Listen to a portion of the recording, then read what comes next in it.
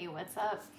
Okay, so I don't know if I've ever been so nervous to go live before because I totally don't feel qualified to speak on this in any way, shape, or form. I just feel called to, and I'm just showing up in that. So forgive me if I am ill-equipped, but I think there's at least one person out there who needs to hear this and needs some encouragement, and so I'm just going to come on here and share what I have discovered and hope that this just helps you in wherever you are at in your life, in your journey, whatever, okay?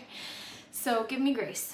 One thing that I've been doing, this has been my journey for a while now, is reading through the scriptures chronologically, through like starting at Genesis and just continuing on. And it's really interesting that I happened to be in 1 Kings when this whole pandemic sort of like came about. And it's, man, this is hard for me because I want to like honor you in what you believe. So if we don't believe the same thing, like just know that like I love you and I honor you in that. As my eyes were open to what's going on in our world, behind the scenes, behind closed doors, what's hidden in plain sight, I couldn't help but recognize that this isn't new to God at all.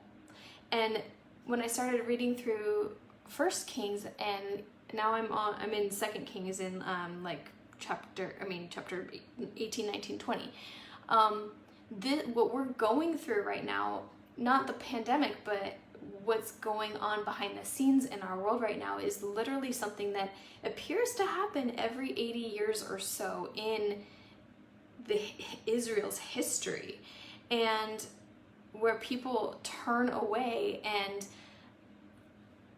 start, man, you guys, this is hard for me. If you haven't watched Out of Shadows, you probably have no idea what I'm talking about, and I would just start there. If you don't know where to find it, I can send you a link. But it came to my attention today as I'm in 2 Kings 17 that literally there's so many parallels in this, and I don't want to like make connections that really shouldn't be made. So I actually encourage you to just like, you can Google the Bible if you don't have one, but there were so many parallels and some things that stood out to me that I really thought I needed to come on here and just share it.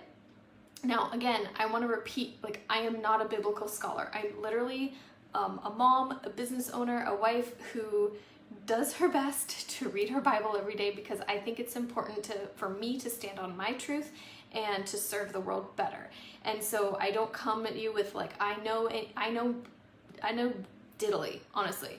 But so I was in 2 Kings, and so in chapter 17, it talks about, it's actually chapter 17, verse 16. The people had fallen away from God, and they were making idols for themselves to serve Baal, and literally had their sons and daughters pass through fire as a sacrifice to Baal. For those who have seen Out of Shadows, does that sound similar? Like, they were practicing divination, sorcery, and sold themselves to do evil in the eyes of Yahweh to provoke him. They literally were making God angry, and God left them because of that. And so it's interesting because the next king to come in, and this is in chapter 18, was Hezekiah. And it says he did what was right in the eyes of Yahweh according to that his father David did. And so he was a king who basically, he tore down the idols, the Asherah poles and all this stuff, and literally like did this cleansing of his people and like all the evil that they were doing, and brought them back to God. And so he says he clung to Yahweh. He did not turn away from following him, but guarded his commands. And then it continues, wherever he went, he acted wisely. I don't know why that stands out to me so much, because I feel like right now that is something that like has been on my heart, to seek wisdom and truth and to think. And so many people are not giving themselves permission to think right now. And that, like, I think it's in Isaiah. Again, just a mom who tries to read her Bible, but you know, there's the scripture that says, like, God has not given you a spirit of fear, but of power, of love, and a sound mind. So if we're seeking wisdom, like, I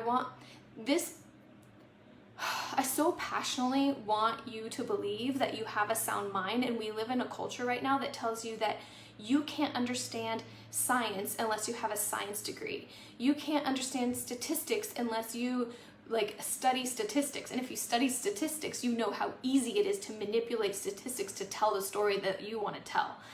Very interesting. Same with marketing. Like, we literally are told that we can't understand the laws unless we're a lawyer. We are literally told every day that we are dumb. And I want that, like, my message to you is literally like that you were created with a sound mind, and just to seek wisdom and seek truth, like, on your own, like, and you have that unique connection with God. Like, I'm not here to tell you what to do. I'm not here to tell you to read your Bible every day, or this version that I have that has like crazy translations, because it's like, I like to read as close to the Hebrew and Aramaic translation as possible, but it's very confusing because they maintain all the names and it's really challenging to read. So I also have my computer over here, so I'm like, that makes no sense to me. Let's look it up over here. I'm human. I don't know everything either. But one thing that was really interesting to me in this is, as I continued reading about Hezekiah, it was interesting because what happened is there was the Assyrian king was going around and conquering all the tribes around him, like literally just going and like decimating and just taking over. And he came and he sent a message he actually sent his like commanders to the walls of, is it Jerusalem? I think so, I don't know. But he sent them to the walls, and so that the people could hear. And it said, let's see, thus says the sovereign is like the king, do not let Hezekiah deceive you, for he is unable to deliver you out of his hand. So what he's saying is, like, the other king is saying, I'm going to conquer you. Don't let your king deceive you. He can't protect you. And it says, do not let Hezekiah make you trust in Yahweh and God, saying that God shall certainly deliver us, and this city is not given into the hands of the sovereign of Assyria. So he's saying, like, Hezekiah is a liar, and he's lying to you, and your God can't protect you. Then it says, do not listen to Hezekiah, for thus says the sovereign of Assyria, make peace with me. So he's telling the people of Jerusalem, I think. This is why I have the words in here. It's like, I don't know. Okay, doing my best here. So he's telling the people who are listening on the wall of the city, and first of all, he gives them, like, before this, he's like fully insults them, telling them they eat their own dung and drink their own urine. And that just reminded me of like how we're being treated right now, is like you're dumb, don't think for yourself, you don't have this degree or that degree, you're a nobody. That's literally like the message that's out there right now. Like, anyway, I won't get into that so much.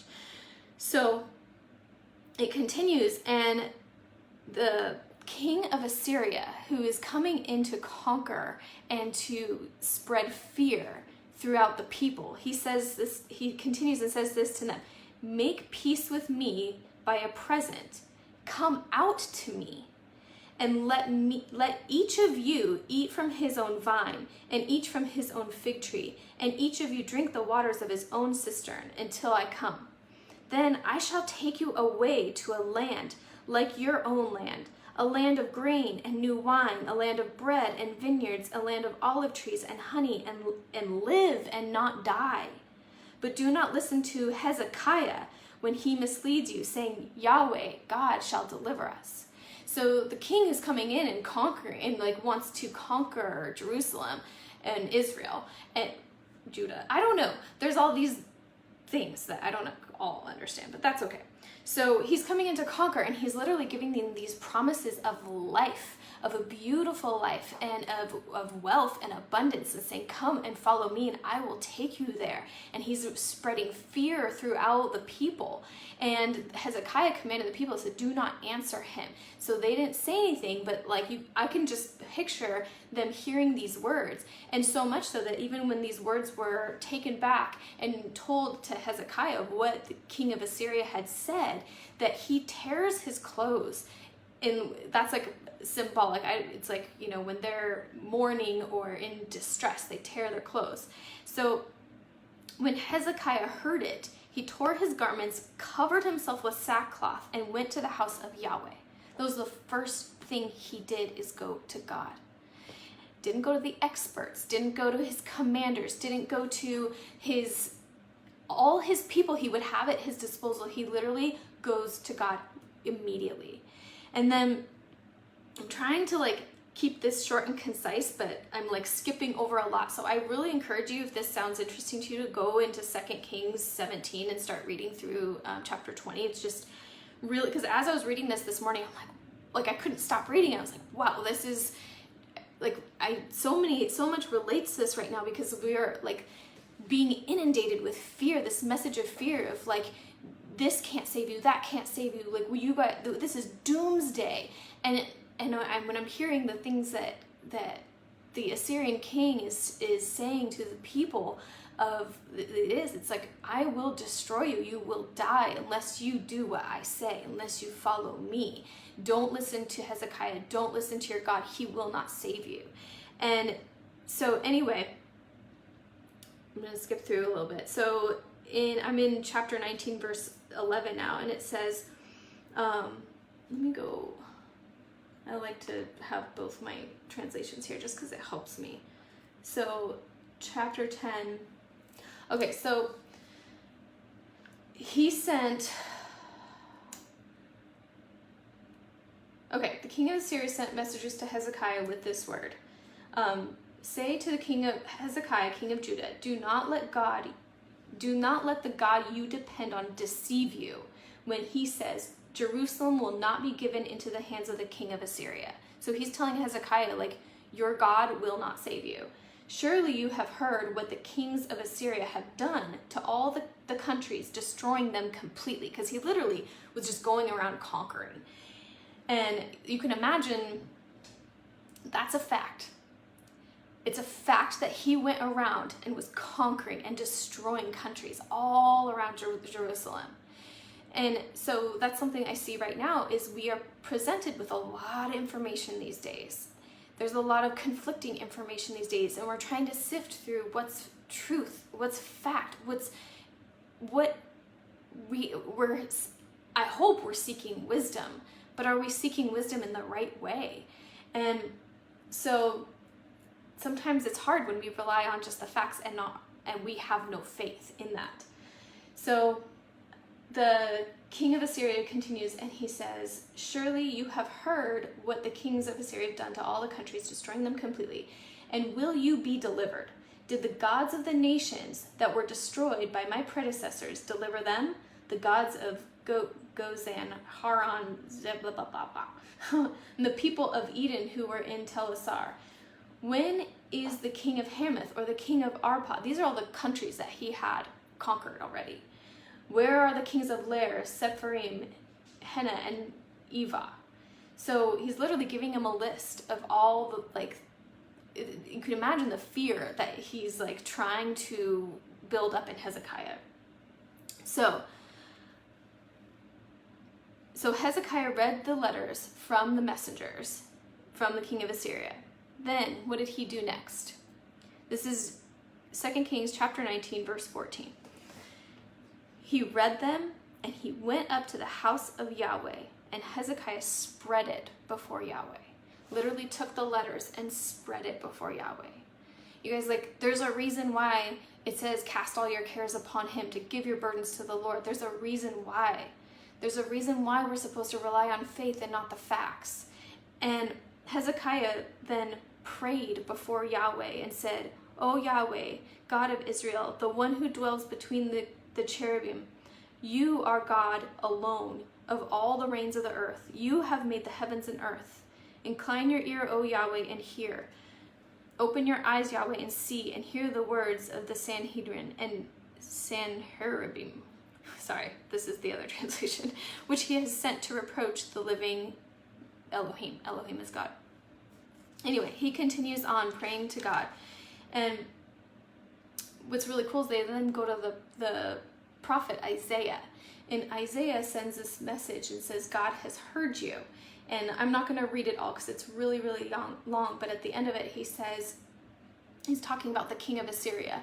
And he says, he will not enter this city or shoot an arrow here. He will not come before it with shield or build a siege ramp against it. By the way that he came, he will return. He will not enter this city. He declares the Lord, I will defend this city and save it for my sake and for the sake of David, my servant. Because this is through David's ancestry. So, and then that night, an angel of the Lord went out and put to death 800 of the Assyrian soldiers, and Jerusalem woke up and they were defeated already. And I think that I don't want to come up here and like stand on my soapbox and pretend like I'm the most perfect anything. But the message that I get from this is we put a lot of faith into people. We put a lot of faith into processes. We put a lot of faith into facts.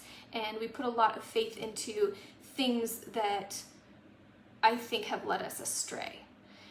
This is my opinion.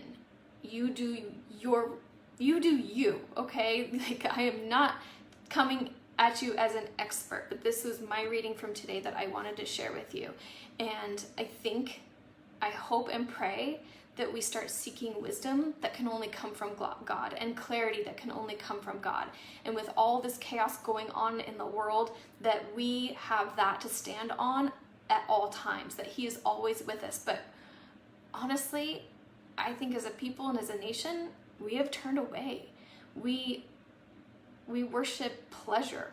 We worship idols. It's literally called American Idol. And I'm not, man, this is not me to come and to judge, but I pray that you would experience peace and hope and wisdom and clarity, and just know and stand on the fact that like you were created in power and love and a sound mind. You were not created to live in fear.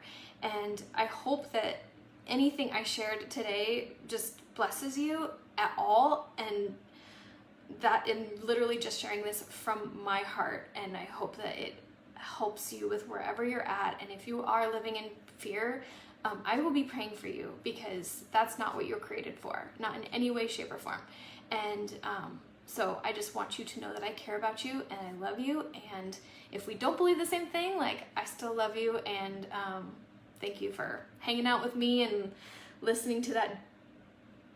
I don't know what to call it. Listening to me, okay? You guys have a great Wednesday, and I will talk to you later.